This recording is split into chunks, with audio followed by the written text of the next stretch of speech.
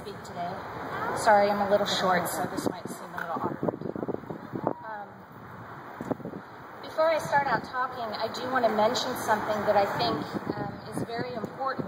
It was an experience we had this Wednesday.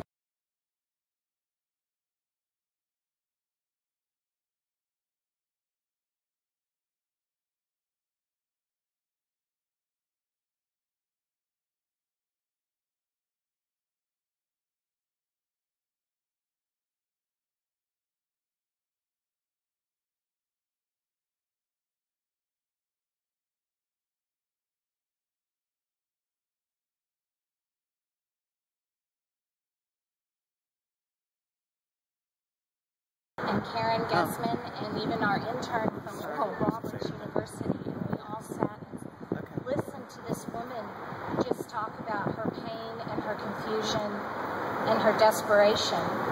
And because we listened, because we were able to make referrals because of what you did here, there's going to be a baby that will be born in the coming months that otherwise would have died right across that street.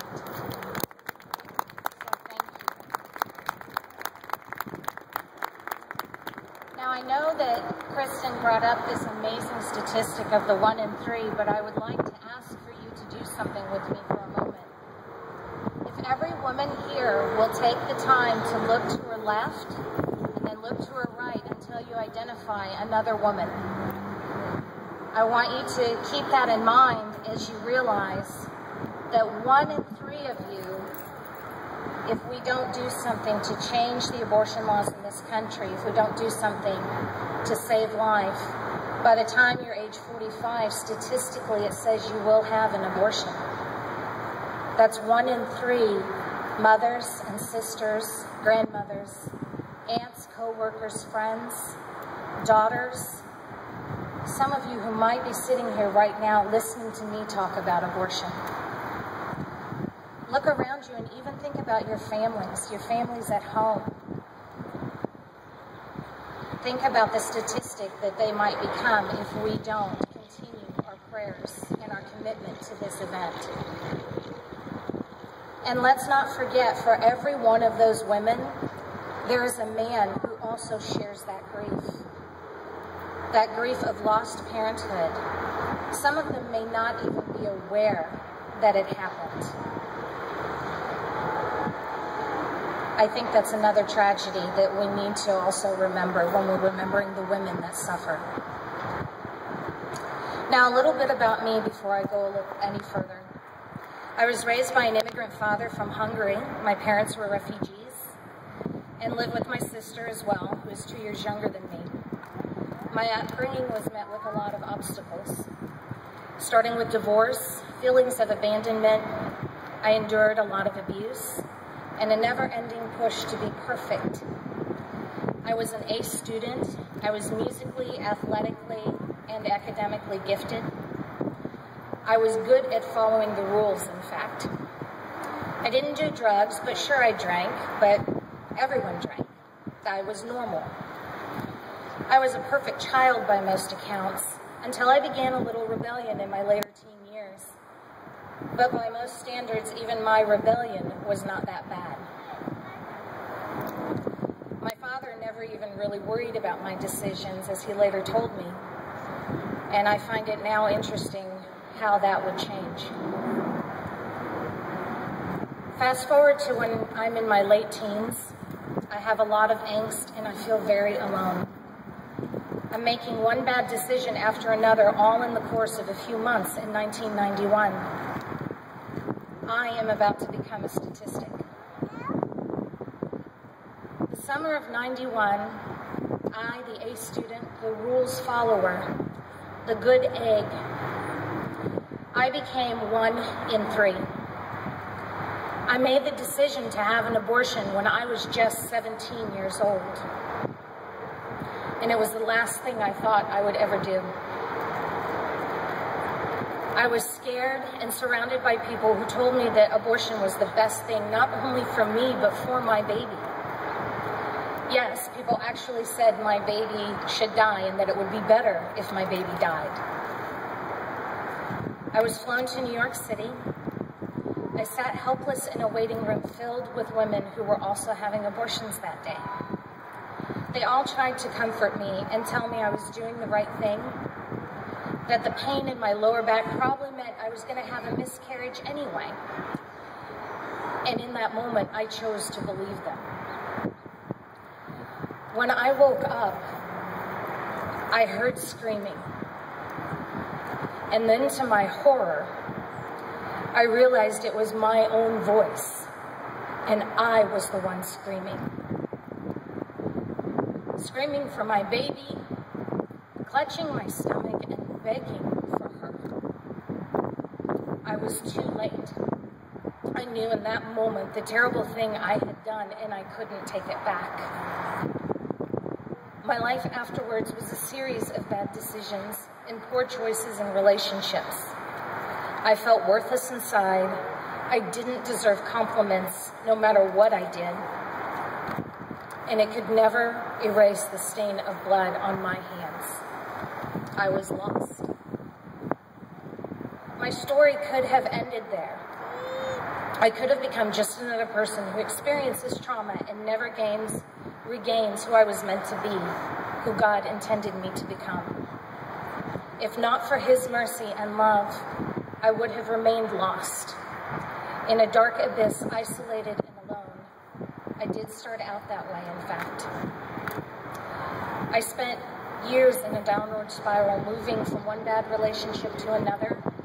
I was married young to a man who reaffirmed my self-worth was absolutely nothing. After leaving him, I began a promiscuous relationship with another man, a friend who only further devalued me.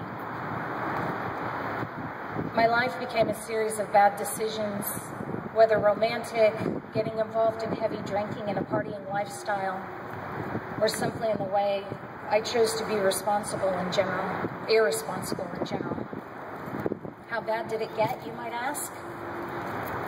I would drink and drive 6 out of 7 nights a week at one point. Most of those nights I combined the alcohol with smoking pot to increase the numbing effect I so desired. At one point I began dating a man who would abuse me physically, and sadly, because I valued myself so little, I was numb to what was happening until a friend had to point out to me a football-sized bruise on my thigh and then threatened to bring harm to this person. Luckily, that snapped me out of my haze for just a short while, long enough to end that relationship. But sadly, the drinking and the partying continued long after that. In fact, one evening alone in my apartment, I contemplated the ultimate way out from this painful and confusing existence. In that desperate moment, God spoke to me in the darkness of my heart, and I reached out to a friend instead of reaching for something that would only cause my destruction. What had I become, and how had my life spiraled so quickly out of control?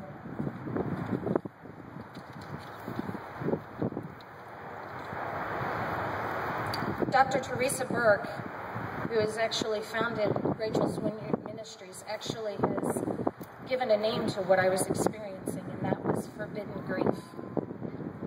And it's something that many people who suffer from abortion continue to suffer from for years and years afterwards. In 1998, I met an amazing guy. In 2000, I married him. And to my surprise and great joy, he helped me to strengthen my faith, seek help for my suffering, and ultimately helped me become a better woman than I thought I deserved to be. And for that, I will be forever grateful. He is also the person who convinced me to attend a Rachel's Vineyard retreat, a retreat that changed my life for the better in 2007 and helped me find my voice again. It helped me to face my pain.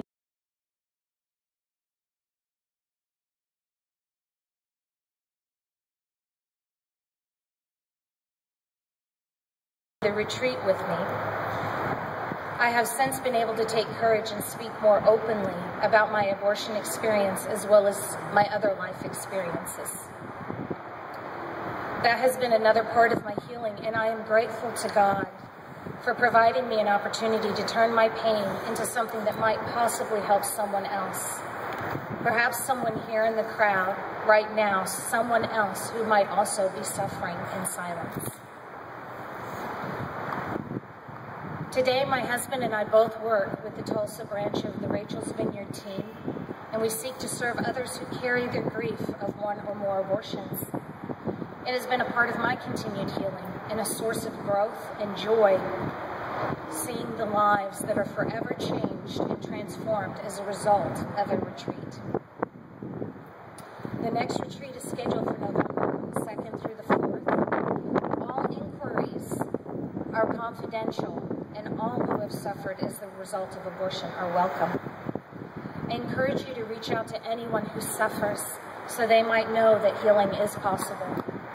And if anyone here is suffering, please pick up the phone and call Mary Lee Ingram at 918-508-7142. Attending a retreat might also change your life in the most unexpected way, as it has countless others. I hope that you will give it a chance. I will be available to speak with anyone during or after this event today, or if you wish to contact me sometime in the future, please contact Timothy to get in touch with me, or contact me at my blog site. Thank you so much for your courage, your support, and your time. God bless you.